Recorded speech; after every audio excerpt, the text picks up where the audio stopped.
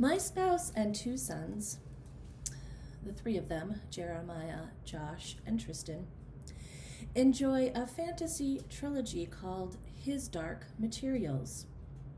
These series of novels were written by Philip Pullman and published by Scholastic between the years of 1995 and 2000. The first book in the series is known in the United States as The Golden Compass, but the title in Great Britain may better reflect the story, and that title is The Northern Lights. This series of books have faced challenges from organized religion, but they have also won awards from a variety of organizations. The greatest gift, though, is that across the board, these books make you think. They make you think about the universe within which we live. The trilogy takes place across what is called a multi-universe. And this in fantasy stories means other worlds and other universes live in a parallel time to us here on Earth. One of the major plot points in this story that takes place in a multi-universe is the common religion controlled by what is called the magisterium. Now, the magisterium desire to control humankind, try to control knowledge, and they don't like it when humans go out to discover facts or ideas or gain knowledge which might differ from the magisterium's understanding of the world.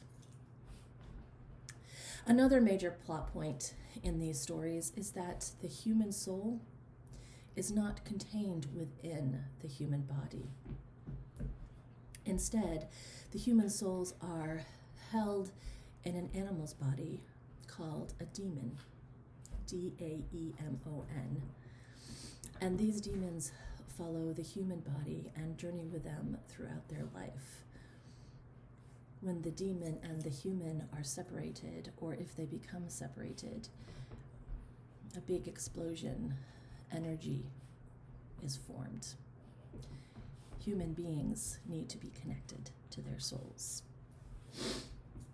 So when we enter this story as readers, we meet an 11-year-old girl named Lyra and her demon.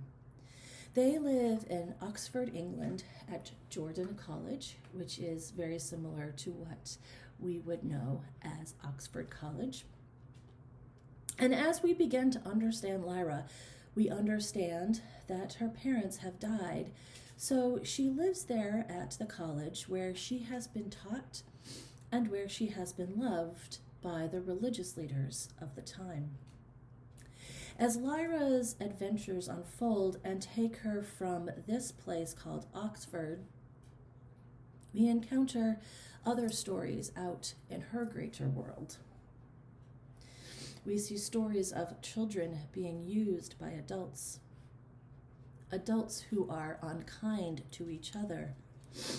We meet things like bears whose souls are not in demons, but who are in the armor which they wear on their bodies.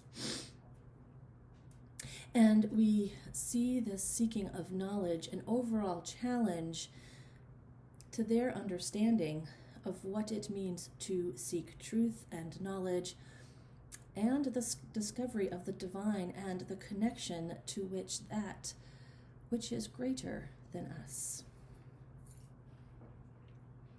Overarching all of these and other plot points in the story is a mystery that Lyra, her demon, members of her family, and her loved ones are trying to understand. The mystery of dust. Now, I don't know about you, but I can certainly find plenty of dust in my house. No mystery there.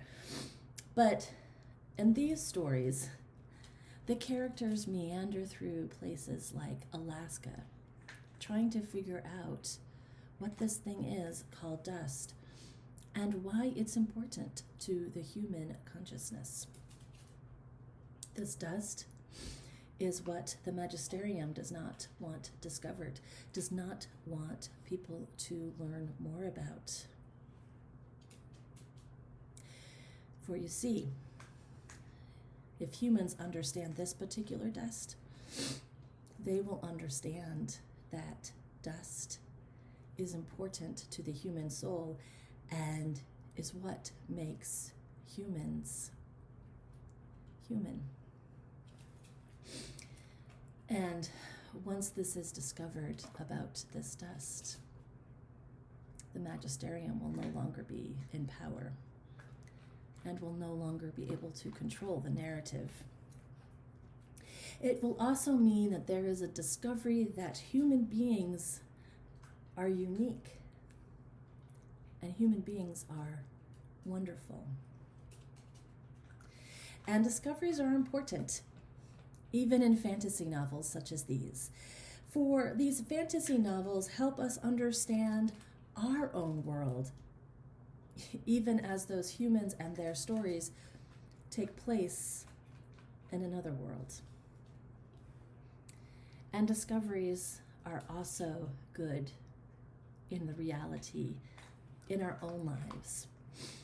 When we come across those moments of eureka, we feel good about ourselves and about making a connection with something which had previously been a mystery to us. When we make a connection to that which is greater than us. So when we hear scripture readings like this morning, the Magi coming to see the newborn baby Jesus, I wonder, do you wonder? What did those wise people think when they discovered the meaning of that shining star up in the sky? When they realized that star, or even if I might dare say that star dust, gave them an answer to something which they had been seeking. Was that an epiphany for them? In today's time, we might say yes, because epiphany is associated with those eureka moments. We might say, I just had an epiphany. I just realized something. Or I just was able to make meaning out of something that I had not understood before. And taking our understanding of the meaning of the word, we might think the Magi showed up and saw Jesus and said, there he is. There he is. I just discovered something new. But I lift up that when the Magi and those who wrote the story and those who wrote the scripture understood Epiphany, it was not about an aha moment of realization. For the word and the idea of Epiphany as part of the culture, as part of the world that the Magi would have understood, came to them from the Greek culture, which they were part of. Epiphany comes from the Greek tradition, and the word means manifestation or the revealing of a god. Greeks understood the term epiphany in terms of their gods, such as Apollo or Zeus, when they were revealed to human beings in the world in places like Delphi or Panamera. The Greeks considered Epiphany to be an experience where humans connected with God. I'll say that again.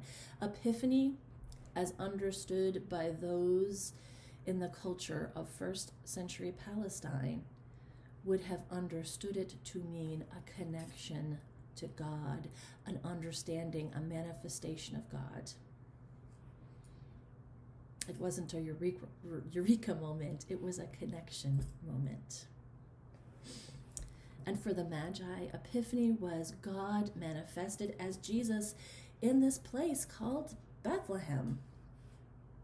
For the Magi, This epiphany was a time when they had connected with something greater than themselves, when they saw God manifested.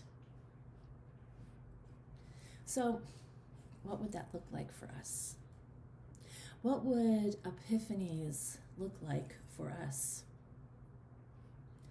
What do we do, or do we answer the call of that bright light that God puts in our lives and says, come see me, come see me.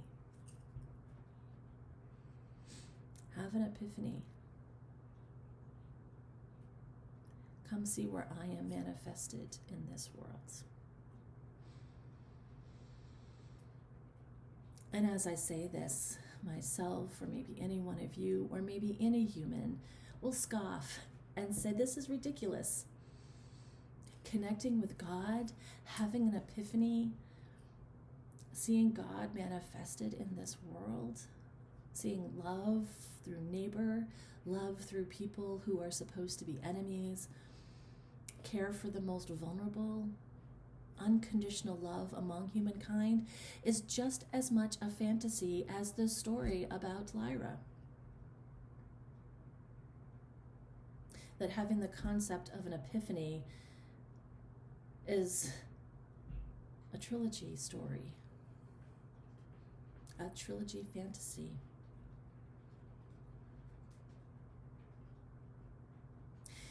We might see it. Why should we believe this story any more than we believe a story about a young girl named Lyra who discovers the importance of dust with a capital D? For this really is just like that fantasy. Dust does not make humans human. They're a fantasy. Epiphany is a fantasy story. But is Epiphany a fantasy like Lyra's story of dust? Well, like Lyra, scientists have discovered dust. Not just underneath my bed or in my living room, but scientists truly have discovered dusts. Back in January of 2020, there was a release, Proceedings of the National Academy of Science, where scientists discovered what they believed to be the oldest material on Earth, dust. Specifically, 7 billion, with a B, 7 billion year old dust. Furthermore, scientists studying this dust believe it did not come from our sun, but rather this dust was part of a meteorite. And they believe what happened is as this meteorite went through the universe, went through space, it went through a dying star, and as it did, it collected all the dust before it landed here on Earth, before it landed here in a place called Australia. And you might say, well, that's great. They've discovered dust that's 7 billion years old. But that doesn't have anything to do with what makes humans human.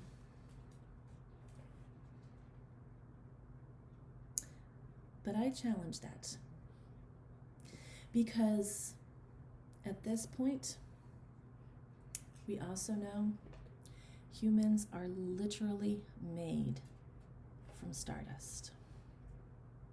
I say that again. Humans are literally made from stardust. In fact, planetary scientist and stardust expert Dr. Ashley King wrote, "It is totally 100% true. Nearly all the elements in the human body were made from a star. We are stardust.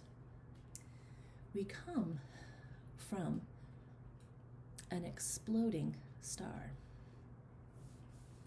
So perhaps all these ideas that we held as fantasy, as humankind held as fantasy stories, really aren't fantasies.